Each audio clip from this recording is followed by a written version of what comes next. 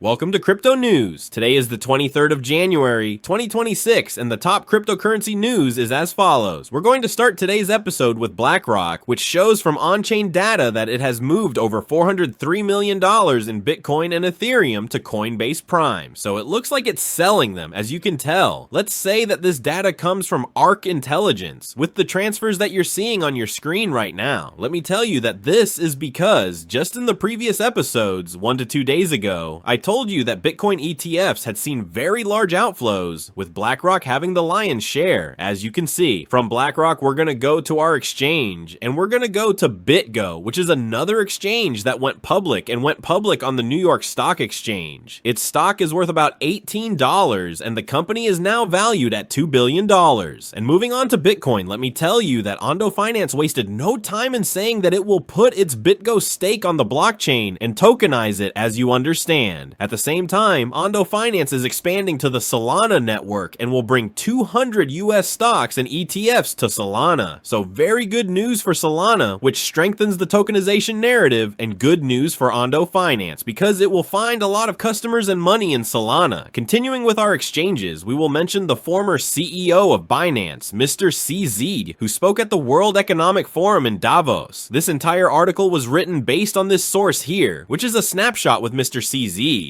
who says that he is talking to at least 12 countries about 3 things. First, how countries will slowly enter tokenization, how they will use cryptocurrencies for payments, and how they will use AI agents for transactions on the blockchain. All of this is automated, so there is a lot of interest in cryptocurrencies around the world in many areas. Let me also inform you that the new plan of the Securities and Exchange Commission of Thailand promotes the production of tokenization and cryptocurrency ETFs in the country, so everything becomes more friendly to cryptocurrencies. And the latest news from our exchange, we will be addressing Coinbase, which has formed a new board to assess the risks of quantum computing for blockchain. Basically, Coinbase has created an independent team of professors and scientists, all working on quantum computing, and this team will be publishing articles in the future to see where quantum computing is going and whether it can threaten blockchain and cryptocurrencies. So that's the latest news from Coinbase, and we might analyze some of the articles they'll be publishing in the future. We'll move on to Ethereum, where active ETH addresses are exceeding all levels too. Why? You'll find the reason in the episodes from 3 to 4 days ago if you want to know. And let's say now that Ethereum, according to token terminal data, is telling us that active ETH addresses are exceeding all levels too. Since a recent spike, active ETH addresses have closed at 1 million per day. With Etherscan, it shows that active ETH addresses increased to about 1.3 million on January 16th. Here's the announcement from Token Terminal. As you can see, with the orange line going up, these are the active ETH addresses in level 1 that have surpassed all of their level 2 active ETH addresses. Now, let's say that all is not well, and according to Citi, it's ringing the alarm bells for address poisoning scams that are flooding the Ethereum network. Because they tell us, upon closer inspection of the data, it appears that a large portion of the new activity consists of exchanges worth less than $1. What exactly is this? The analyst explained that in address poisoning campaigns, malicious actors send tiny amounts of cryptocurrency from wallet addresses that closely resemble those frequently used by victims, hoping to trick users into accidentally sending money to the wrong destination in future transactions. That is, if you have a wallet and you constantly send money to a specific wallet or exchange, some criminals send you a very small amount of ETH from another address that looks very similar to the ones you use all the time, in order to try to confuse you and accidentally press the button of their address instead of the one you usually use because they look very similar. So exactly, one user lost about $50 million,